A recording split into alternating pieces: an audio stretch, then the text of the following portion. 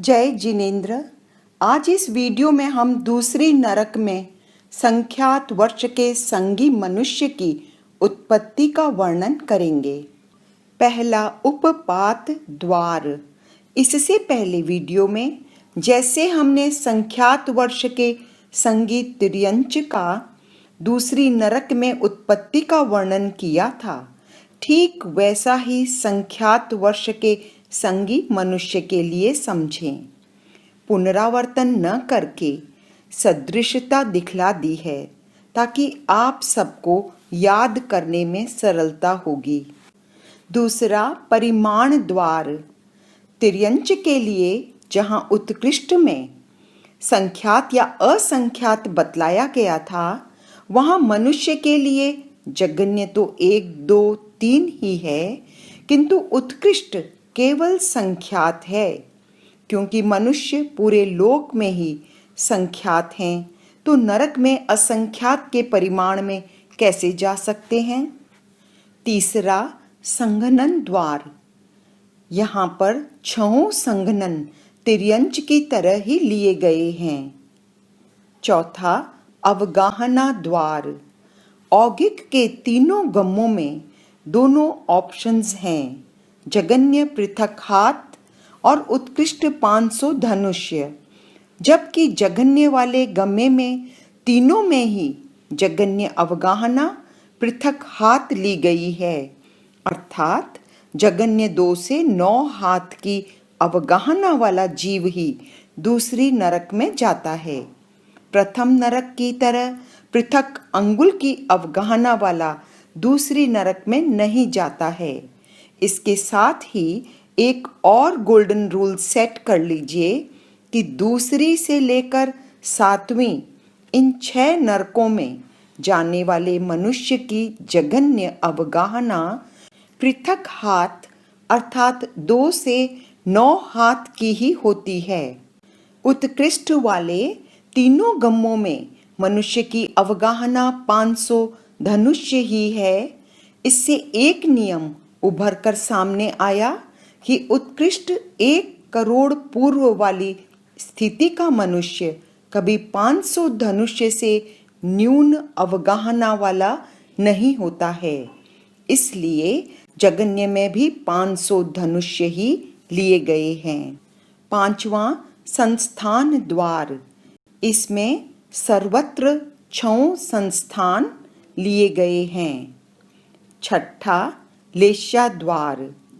इसमें 6 लेश्या दिखलाई गई हैं। 7वां दृष्टि द्वार। तीनों दृष्टियां सभी जगह कही गई हैं। 8वां ज्ञान अज्ञान द्वार।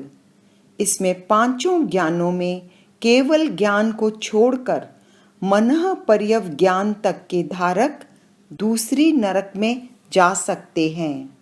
जब हम अज्ञान का कथन करेंगे तो 4 की भजना के स्थान पर तीनों अज्ञान लेने हैं, कारण अज्ञान 3 ही होते हैं। 9वां योग द्वार। तीनों योग सभी गम्मों में दिखलाए गए हैं। 10वां उपयोग द्वार। जीव के दोनों उपयोग साकार और अनाकार सभी गम्मों में होते हैं।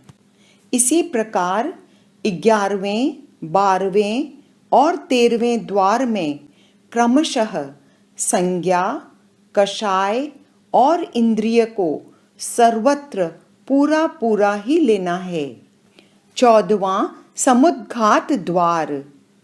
इसमें 7वां समुद्घात अर्थात केवली समुद्घात को छोड़कर शेष 6 समुद्घात वाला मनुष्य दूसरी नरक में जा सकता है।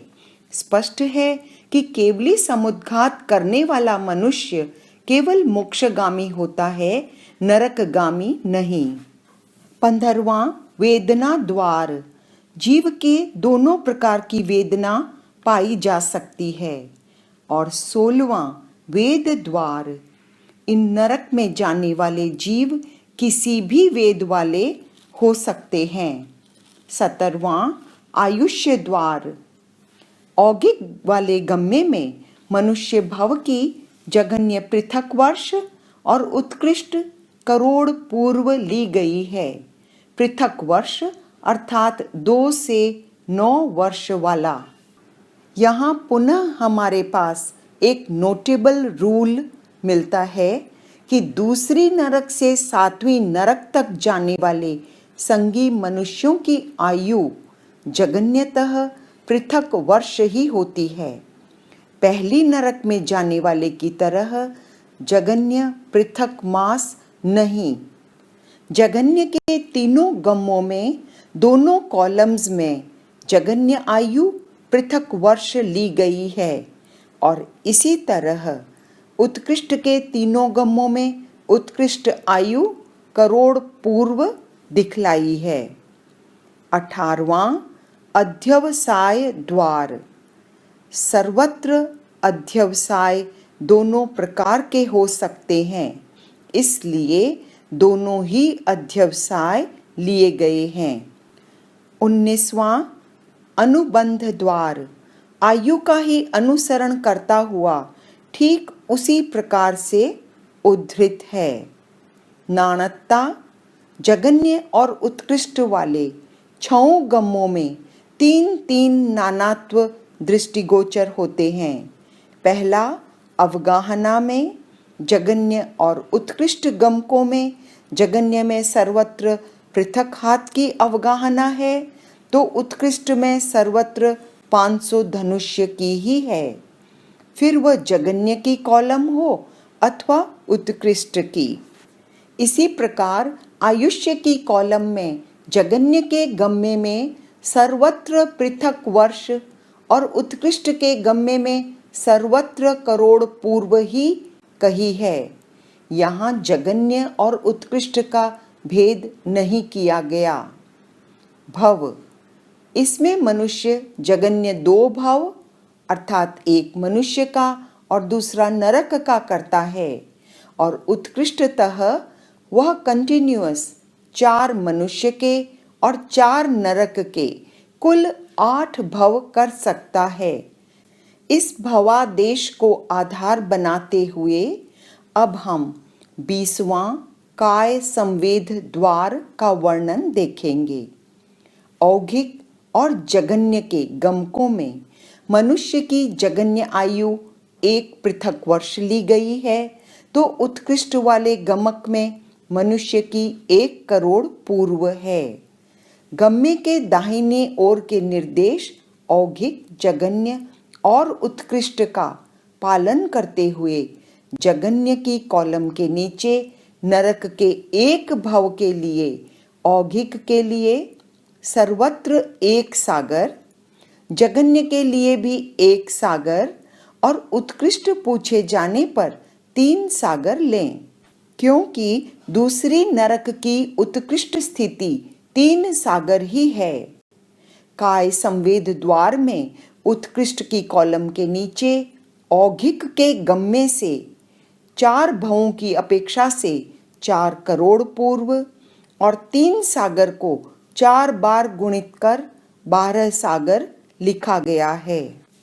औघिक के गम्य में जब जगन्य पूछी गई तो उत्कृष्ट की कॉलम के नीचे 4 करोड़ पूर्व और 4 सागर कथित है और इसी गम्य में उत्कृष्ट पूछी जाए तो 4 करोड़ पूर्व और 12 सागर कहेंगे।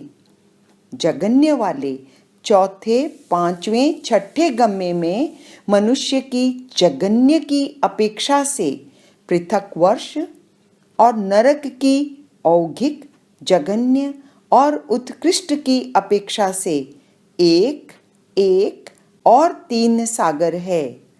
उत्कृष्ट की कॉलम के नीचे 1 पृथक वर्ष को 4 से गुणा करके 4 पृथक वर्ष और नरक में औघिक को जब उत्कृष्ट के नीचे लिखेंगे तो 3 को 4 से गुणा कर 12 सागर कहें।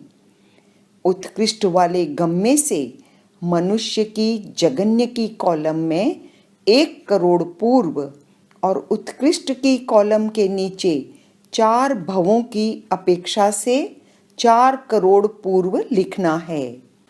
नरक की स्थिति ऊपर के गमकों की तरह ही औगिक, जघन्य और उत्कृष्ट की और भवादेशों को ध्यान में रखते हुए कहना है।